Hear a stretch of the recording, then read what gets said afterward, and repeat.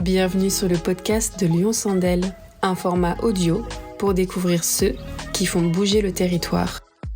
Situé en Normandie, à 1 heure de Paris et 30 minutes de Rouen, Lyon Sandel est un territoire rural qui regorge de pépites.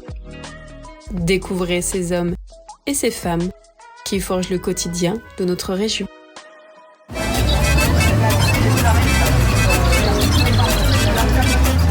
Aujourd'hui, nous partons à la rencontre de Frédéric Chemin, cofondateur et président de l'association Ogre depuis sa création en 2010. Véritable amoureux de la nature humaine, Frédéric nous raconte l'origine de l'association et la création de la Maison Forestière, un tiers-lieu situé dans le village des Ogres qui rassemble les habitants du territoire de Lyon Sandel. Culture, patrimoine, environnement. Si ces 3 valeurs sont à l'origine de la création de l'association, il y a aussi et surtout la volonté de favoriser le lien social. Une évidence pour Frédéric, pour qui la relation humaine est au centre de tout. Rencontre avec un homme engagé. Eh bien voilà, Frédéric Chemin, j'ai 71 ans et j'habite les Ogres en fait depuis 1980. Voilà, ce qui fait déjà un bon petit moment. Et puis dans l'association Ogre, que j'ai créée avec 3 autres amis, elle existe depuis 2010 et j'y suis président depuis ce moment. Alors l'histoire, en fait, il y avait la voûte de l'église des Ogres qui commençait à s'effondrer. Et puis on s'est dit, en lien avec la mairie, il va falloir effectivement la restaurer, quoi, et éviter qu'elle s'effondre totalement. Et puis l'association a été créée à ce moment-là pour la voûte de l'église des Ogres, qui a été réussie d'ailleurs en 3 années de temps. Et lorsqu'on a créé l'association, on s'est dit, bon, ça c'est bien le patrimoine, mais le patrimoine c'est quoi ?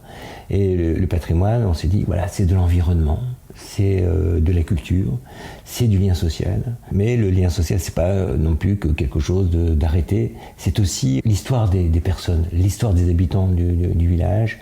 Et on s'est dit, c'est très bien. Alors on ne s'est pas arrêté qu'au Ogre, on a dit voilà, on va s'intéresser au territoire de Lyon Sandel pour avoir un terrain de jeu peut-être un petit peu plus important, mais on sentait vraiment qu'il y avait un besoin en tout cas associatif sur ces domaines-là, et donc du coup on a ouvert sur le territoire et on a ouvert aussi sur ces dimensions, à savoir patrimoniales, culturelles, environnementales et bien sûr le lien social qui lie le tout. Dans l'association Ogre, ce qui est intéressant, c'est qu'on n'est pas que des Ogres. C'est assez chouette ça, toi. D'ailleurs, parfois j'ai du mal à m'expliquer comment quelqu'un qui habite à Touffreville, il y a 12 km, qui vient à vélo parfois, etc., s'investit dans une maison qui n'est pas dans son village.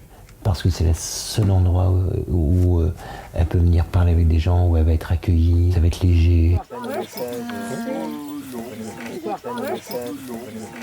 L'association existait, on allait de village en village, faire du nettoyage de printemps, collecter la mémoire des gens pour en faire des balades comptées.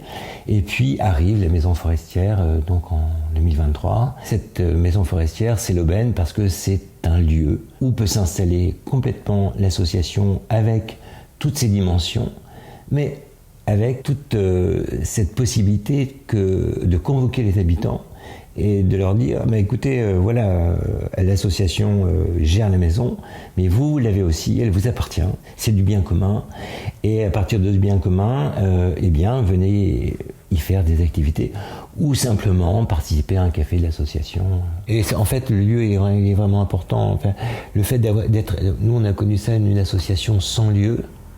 C'est-à-dire partout dans le territoire, son lieu, c'est-à-dire on se réunissait ici ou partout à la mairie, ou je sais pas. Et le fait d'avoir un lieu, tout de suite, ça fédère, ça catalyse, quoi.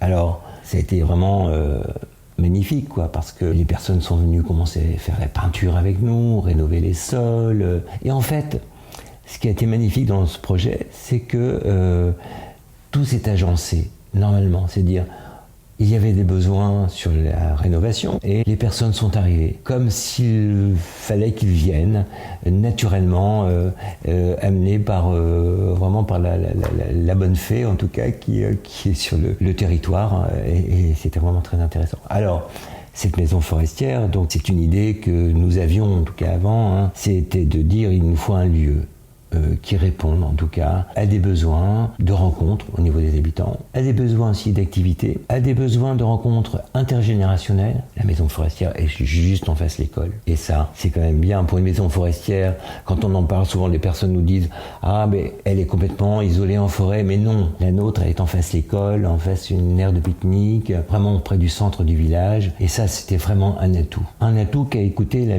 municipalité et qu'a écouté aussi la communauté de communes qui nous a complètement soutenus dans ce projet. À partir de ce moment-là, quand la maison donc a pu recevoir du monde, eh bien les activités sont arrivées, hein. Les habitants sont arrivés en disant mais moi je peux faire des jeux. Je me souviens la première réunion que nous avions eue, c'était 25 personnes qui étaient là, presque 30. La pièce était trop petite. Il y en avait qui restaient à la porte debout, coincés, et qui participaient à cette naissance de la maison en proposant, mais là on peut faire des jeux, nous on peut faire du dessin, on peut faire telle chose, et on a commencé à organiser des permanences pour les cafés de l'association, donner des noms d'arbres aux pièces, etc. et de dédier la maison vraiment à quelque chose de participatif, de collectif, et aussi dédié principalement à l'environnement, quoi. Le fait qu'elle soit située vraiment aux abords de la forêt, dans un territoire comme Lyon-Sandel, qui est une nature très présente. On voulait vraiment dédier cette maison à cet environnement. On a un fonctionnement, bien sûr, il y a l'association Ogre qui est là avec son bureau, son conseil d'administration, mais il y a un collectif de fonctionnement qui se réunit en alternance entre le bureau et ce collectif. Donc c'est toute une organisation, toute une coordination en fait qu'il faut organiser. Qui va jouer au final? Moi, parce qu'on veut jouer à match 4. Je sais pas comment j'ai fait. Est-ce que la maison forestière allait modifier la trajectoire de 2010, qui était effectivement, on est une association de territoire, tous les ans on change de village, de manière à ce que le territoire vive et pour le dynamiser. Avec la maison forestière, qu'est-ce que ça donne, quoi. Et alors c'est vrai que c'était une vraie question, et c'est-à-dire on va vivre 1 an, et donc on est vécu 1 an en disant on ne change rien, c'est-à-dire qu'il y a l'association Ogre qui continue dans les villages, sur le territoire, et puis il y a la maison forestière. Et en fait, on a réussi à conjoindre les deux. Donc du coup, on a quelque chose d'assez hybride en fait, hein. En termes de composition, il y a des personnes qui sont très territoires, j'ai envie de dire, on continue comme avant, et d'autres qui disent non, mon activité, je la fais pour la maison forestière, mon investissement, il est d'abord là, et je donne tout pour cette maison forestière, parce que je suis beaucoup plus investi dans la dimension tiers-lieu, par exemple, hein. Faire vivre une maison comme ça, c'est vrai que ce n'est pas rien, tout est bénévole, hein. donc, quand on parle de bénévolat, c'est pour donner une mesure des choses. On a mesuré à peu près 3000 heures de bénévolat en 2023, donc ce qui fait à peu près 2 employés temps plein à l'association sur l'ensemble effectivement des activités. En tout cas, moi, en tant que président, je fais vraiment très attention à l'usure des bénévoles, quoi, parce que des personnes souvent qui travaillent, parce que il y a quelque chose qui s'est passé aussi avec la maison forestière, c'est que l'association s'est rajeunie, quoi. C'est-à-dire qu'il y a des parents qui sont venus avec leurs enfants là, et du coup, eux travaillent, ils ont des enfants, ils ont voilà. Alors qu'avant, j'ai envie de dire que il y avait quand même des gens qui travaillaient, mais on était beaucoup plus sur des gens avec beaucoup plus de disponibilité, quoi, par rapport à soit leur travail, soit en retraite, quoi. Et donc on a changé un petit peu de typologie de personnes. Mais en tout cas, il y a quelque chose qui était intéressant, c'est que ça se fait en douceur, hein, c'est qu'il y a un profond respect des engagements de chacun. C'est l'esprit des tiers-lieux qui est respecté, quoi. C'est-à-dire que les tiers-lieux, on est dans une relation libre, sans exigence. Bien sûr, il y a des engagements, mais j'ai envie de dire, après, il y a des personnes qui sont à des degrés engagés différemment, qui viennent simplement passer un moment, voilà, libre, parce que, je sais pas, il faut rompre la solitude, ou rencontrer d'autres personnes, ou discuter d'un sujet, ou entrer à la maison forestière, parce que du coup, ce sont aussi des groupes de solidarité qui se créent. Là, on est bien dans un esprit tiers-lieu, qui se crée partout en France, dans le monde, parce que les habitants prennent en main le dynamisme de leur village, de leur territoire, mais aussi des problématiques communes aussi qui peuvent se poser. Notamment, on peut discuter, de mobilité, compostage. C'est aussi de l'entraide personnelle, quoi.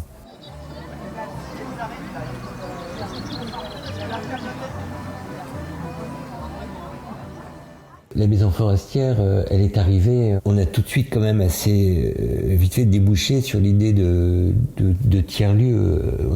C'est-à-dire l'idée de tiers-lieu philosophiquement, c'était de dire, bon bah voilà, c'est quelque chose fait pour les habitants, par les habitants, qui va, on va dire, dans le courant assez démocratique de l'Occident, hein, qu'on a connu aussi aux États-Unis, qui arrive aussi donc en Europe. C'est-à-dire que entre les crises de représentation démocratique, eh bien là, dans un lieu comme ça, il y a un lieu où on peut prendre des choses en main sur ce que nous avons envie de faire, etc. Même si le lieu n'est pas du tout un lieu politique au sens traditionnel du terme, c'est-à-dire qu'on n'en parle pas. Mais justement, ça me fait penser un peu aux agoras grecs, quoi. C'est-à-dire qu'on a un lieu où on peut discuter de tout et on va discuter de la cité, quoi. C'est-à-dire, je disais tout à l'heure, vous pouvez parler de mobilité, d'environnement, de compostage, etc. Mais c'est ce qui fait la vie de la cité, en fait, hein, et la vie d'un territoire.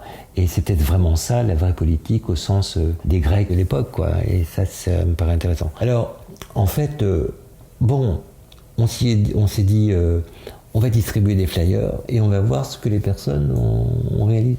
Et donc, les personnes sont venues et on a fait avec les idées, on a fait avec les contraintes. Hein. On a dit, voilà, on a des contraintes, voilà, on a un cadre, puis on a la maison forestière. Qu'est-ce que vous voulez faire dedans? Qu'est-ce qu'on peut faire dedans pour nous, pour les autres, etc., pour le territoire? Et c'est comme ça que c'est vraiment né.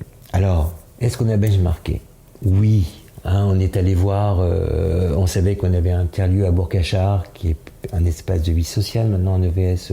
On savait comment ça fonctionnait. Alors on savait qu'on avait des organisations à côté qui pouvaient nous aider. Mais en fait, on s'est assez peu inspiré des choses qui existaient, quoi. C'est-à-dire que, sans très très bien, en fait, il y avait farine, il y avait le levain, et le pain pu se faire, quoi.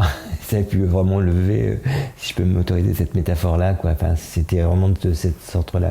Et du coup, arrivé au mois de décembre, enfin même un tout petit peu avant, vu la forte activité de la maison forestière et de l'association, parce que ça foisonnait, hein, c'était une ruche qui fonctionnait vraiment très très bien. On s'est dit voilà, est-ce qu'on va tenir la distance? Et avec cette question-là, est-ce qu'on va tenir la distance? On s'est dit voilà, il faut absolument nous structurer. Un an après, on continue vraiment à stabiliser, à vraiment consolider ce qui se passe. Qu'est-ce qui diffère d'un espace de vie sociale à un tiers-lieu? J'ai envie de dire que c'est la même chose. J'ai envie de dire que ça dépend des personnes qui sont à l'intérieur, de ce qu'ils en font. En tout cas, ce qui intéresse nos financeurs, c'est que ce soit effectivement par et pour les habitants.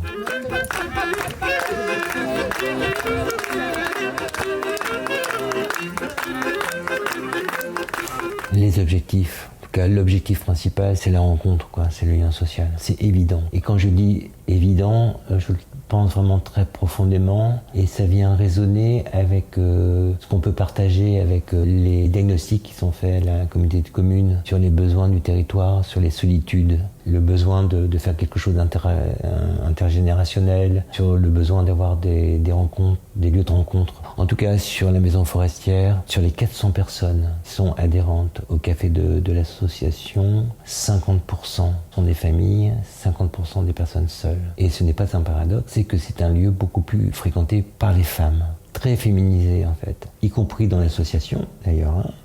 C'est-à-dire il y a des hommes et des femmes, mais en fait il y a beaucoup de femmes qui organisent des activités, c'est-à-dire qu'il y a un investissement de la cité par du féminin, par les femmes, et ça, je pense que c'est un réel besoin. Je lisais un livre sur les tiers-lieux. On peut penser que les bibliothèques, les médiathèques, mais aussi les bars des villages étaient des tiers-lieux, en fait. Mais eux étaient beaucoup plus fréquentés par un monde masculin, alors que là, on voit très très bien. Mais vraiment, c'est clair, quoi. C'est que ce sont effectivement les femmes qui investissent le lieu. Et ça, c'est intéressant. Et j'ai été marqué, moi, par des femmes qui passaient comme ça et qui disaient moi, je suis seule, je viens voir ce qui se passe chez vous. Et puis après, il y a aussi des femmes qui passent avec leurs enfants. Ils ont besoin aussi de lieux, partager des choses avec leurs filles. Mais je pense que c'est quelque part aussi comme un lieu de répit où le rire circule, l'humour circule, où les choses chaleureuses se font.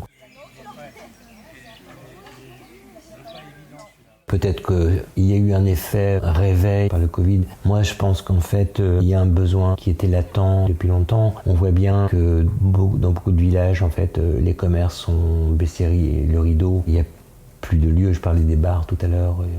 Les bars ne sont plus plus là, qu'aussi il y a une crise du bénévolat que nous ne connaissons pas. L'association, et que du coup sur l'attractivité des villages il fallait faire quelque chose. Je pense que ça se réveille en ce moment, mais il y a un moment donné dans certains villages il n'y a plus de comité des fêtes, et donc ça veut dire qu'il n'y a plus d'activités, il n'y a plus de foire à tout, les fêtes foraines c'est terminé, et du coup en fait on sent bien que tous ces lieux d'activité de vie disparaissent, et qu'il y a vraiment une problématique de solitude de la ruralité. Moi, je pense que des tiers-lieux comme le nôtre participent d'un réveil, d'un nouveau dynamisme, en tout cas d'un réveil, en tout cas d'un besoin, quoi. Donc, effet Covid, j'ai envie de dire oui un petit peu, mais il y a un besoin latent par rapport à un désert d'animation rurale. Je disais tout à l'heure que moi, je vais habiter ici en 1980. En 1980, il y avait une fanfare municipale, il y avait une fête foraine, il y avait un curé. Il y avait 2 épiceries, il y avait un petit restaurant. Et là, en fait, on voit bien qu'en 40 ans, en fait, ça a décru totalement. Là, je pense qu'on est arrivé à un point bas de la vie rurale, du social, qui fait qu'il y a des besoins, effectivement, il y a des besoins de remonter effectivement le niveau, et que du coup, je pense qu'il y a des personnes qui sont des habitants, qui sont empreints de remettre de l'énergie. Parce que la crise, elle est ailleurs aussi, parce que elle est y compris chez les parents d'élèves où ça fonctionnait vraiment très très très bien avec beaucoup d'activités. Là, on sent bien au niveau du bénévolat, c'est plus compliqué. En tout cas, ce qui est créé en termes de tiers-lieux, là, ça pose des questions. Il y a vraiment des questions économico-politiques, parce que on peut avoir une réflexion en disant voilà, il n'y a plus rien dans le milieu rural, mais il y a besoin effectivement de vie, et que c'est dû sur du non-salariat, sur du bénévolat, c'est-à-dire du travail qui a une valeur même, tenir une permanence du café. Maintenant, on rémunère des personnes pour ça, et que là du coup on se dit mais nous ce qu'on est en train de faire, c'est que on est en train d'essayer de recréer une dynamique sur du bénévolat, du travail non salarié, et qu'on sert politiquement des choses, quoi. Et que ça c'est la société, le monde politique profite de cela, quoi. Et donc il y a des réflexions qui disent mais bon, ça c'est du bénévolat, c'est bénévolat, et d'autres qui disent oui, mais à un moment donné, il va falloir que ça revienne dans le monde économique. C'est-à-dire qu'on puisse salarier des gens, tenir un café, que les gens en vivent. C'est que les tiers-lieux aujourd'hui, comme le nôtre, notamment dans le café associatif ou même les activités, on tourne sur du bénévolat, mais on espère que c'est une transition pour redonner une vie normale, naturelle, avec des gens rémunérés. Et ça serait la logique des choses, quoi, parce que aujourd'hui, on peut penser que on prend le travail de rémunérer quelqu'un en faisant du bénévolat, sauf qu'il n'y a pas suffisamment d'activité pour rémunérer quelqu'un. Ou alors il faut fonctionner sur des subventions, mais nous c'est pas notre cas, on n'en est pas là du tout. Mais on voit bien qu'il y a des questions, il y a une question politique derrière, au sens noble du terme. Et c'est que, effectivement, c'est dire notre bénévolat, tout ce temps donné, c'est quoi sa valeur économico-politique, quoi. Et il a une valeur économico-politique. Et ça, c'est une question. Ça dérive complètement sur des grands débats qu'on a eu dans l'association, qui restent encore un petit peu sous-jacents. C'est que, est-ce que les activités, on les fait gratuitement? Est-ce qu'on les fait payantes? Est-ce qu'on fait intervenir des prestataires qui se font payer?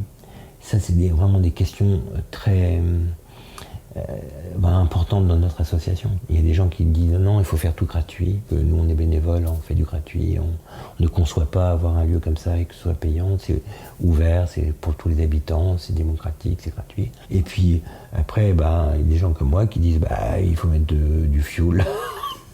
La chaudière, et qu'il faut donc, alors dedans il y a qui disent alors on fait participation libre. Voilà. Après il y a d'autres gens qui disent on ne peut pas faire venir des gens qui se font payer, qui font une prestation et qui se font payer, c'est-à-dire nous on met à disposition le local avec des personnes qui l'utiliseraient et qui feraient payer leurs prestations. Il y a tous ces débats-là qui traversent l'association, qui traversent le tiers-lieu. Et ça, c'est hyper important. Ça peut être parfois clivant. On a eu des vrais débats, nous, très, très durs sur le sujet. La pensée du lieu, elle est en évolution sur une ouverture encore de toujours plus en plus grande au public. Structurellement parlant, là, on va s'appuyer sur ce dont je n'ai pas parlé, c'est-à-dire qu'il y a l'association Ogre, il y a la maison forestière, mais sur le territoire, nous ne sommes pas seuls comme association. C'est vrai que le fait d'être très en lien avec la communauté de communes et que la communauté de communes fait son travail sur une vision associative et aussi des besoins sociaux, etc., vient complètement nous aider. Tout à l'heure, je parlais effectivement que nous, on s'empare des diagnostics de la communauté de communes. Dans ce cadre du PESL, il y a un maillage qui est jouable entre Espace Libre à Charleval, la MJC ailleurs à Romilly, et vous, dans le pays d'Andelle. Et du coup, on fait du maillage associatif. Nous, ça vient nous positionner. Être dans un maillage, et ben on dit ah bon, d'accord, ok, très bien, ça fait complètement sens, et ça donne du sens, et ça donne aussi du sens dans l'évolution. Du coup, ça nous donne un certain nombre d'attributs, certainement aussi d'obligations et de devoirs pour la suite, et que du coup, ça vient nous intégrer à quelque chose de possible. C'est-à-dire que du coup, on a invité la Caisse d'allocation familiale à venir visiter la maison forestière, la mutuelle sociale agricole, la MSA qui est venue. Nous, on est fait venir le service culturel du département qui ont visité, etc. Et donc, du coup, eux nous ont renvoyé des images et aussi des fonctions que l'on pouvait avoir et des statuts aussi, en tout cas des agréments, quoi. Et c'est vrai que du coup, quand quelqu'un, moi qui ne suis pas du tout de la partie médico-sociale, etc., qui me dit ah ben on pourrait faire effectivement un EVS, c'est-à-dire un espace de vie sociale dans votre tiers-lieu, et vous en êtes déjà un. Il suffit simplement d'avoir l'agrément, parce qu'avec tout ce que vous faites comme activité, la manière dont vous fonctionnez par et pour les habitants, eh bien, c'est déjà ça. Eh bien, on peut s'engager dans un processus de statut d'espace de vie sociale qui serait du coup financé et qui va nous permettre de fonctionner, qui va nous permettre aussi de certainement nous développer encore, de donner davantage de moyens, et surtout qui nous intègre dans un maillage. En tout cas, on l'a pas encore évoqué, mais moi, quand je dis bon, puisqu'il y a un maillage, moi je dis à un moment donné, il va falloir que l'espace libre et puis la responsable de la MJC hier, on se réunisse et bien bon bah qu'est-ce que vous faites, qu'on partage les bonnes pratiques, qu'on ait des synergies ensemble. Je crois que c'est l'étape suivante. Alors nous, ce qu'on va passer en préfiguration d'espace de vie sociale en 2025. En fait, grâce à la commune, on a pu avoir une visibilité. Parce que du coup, ça donne des perspectives. L'été dernier, je me disais mais avec quoi, comment on va remplir la cuve à fuel, quoi, enfin, avec quel argent, etc. Quand on s'est lancé là-dedans, on avait mis des économies de côté, mais l'idée c'était de dire, bon, combien il nous faut de fuel pour chauffer une maison comme ça? On avait dit, bon, ça va nous coûter 5 000 € à peu près, électricité, eau, chauffage, pour passer l'hiver, pourvu que l'hiver ne soit pas trop dur.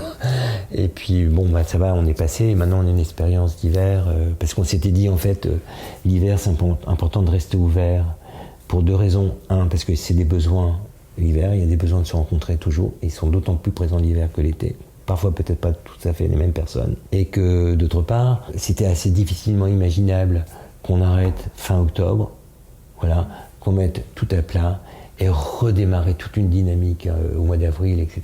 Alors que là, bon, on est dans quelque chose comme ça, quoi. Mais on n'est pas complètement arrêté, fermé.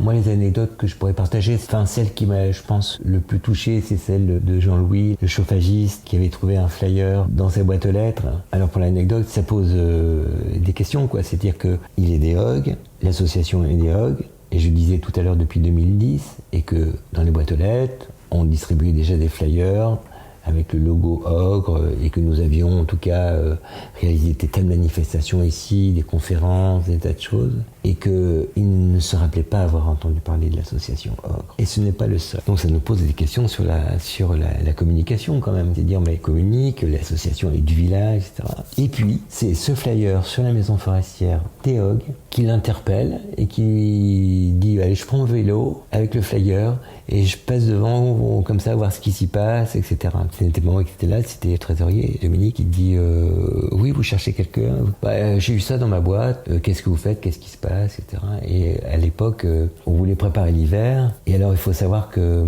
la maison, elle avait été abandonnée depuis 4 ans. Le chauffage avait été arrêté en laissant tous les conduits en eau. Donc, en fait, nous, on avait refait les peintures, tout ça, etc. Et que les chaudières qu'il fallait revoir, on redémarrait à un moment donné. Et là, ce n'était pas Versailles, hein, mais en tout cas, il y avait dans les murs des fuites. Et là, et à nouveau, les plafonds qu'on venait de repeindre commençaient tout de suite à se tacher, à s'inonder. Donc Jean-Louis dit « Ok, je suis ancien chauffagiste, qu'est-ce que je peux faire pour vous ?» Nous, il faut redémarrer les chaudières. « Attendez, c'est combien pour adhérer à l'association ?»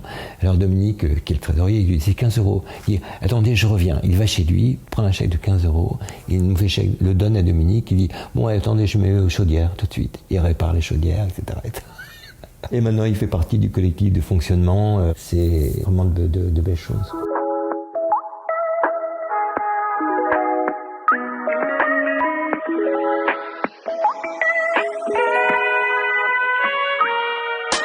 Merci pour votre écoute. On se retrouve prochainement pour une nouvelle pépite en Lyon-Sandel. D'ici là, retrouvez l'intégralité du reportage et plus encore sur le site cdcla.fr et les réseaux sociaux Facebook et LinkedIn de Lyon-Sandel. À très vite!